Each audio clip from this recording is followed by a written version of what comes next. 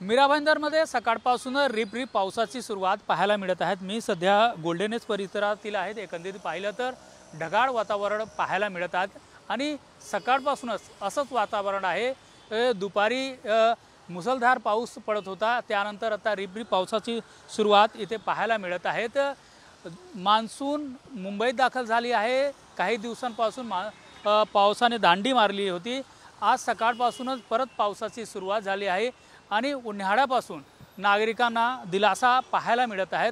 तर एकंदरीत पाहिलं तर मीरा भाईंदर शहरामध्ये सकाळपासून रिपरिप पावसाची सुरुवात पाहायला मिळत आहे। व्हिडिओ जर्नलिस्ट रोहन सह रमेश शर्मा, TV9 मराठी, मीरा भाईंदर।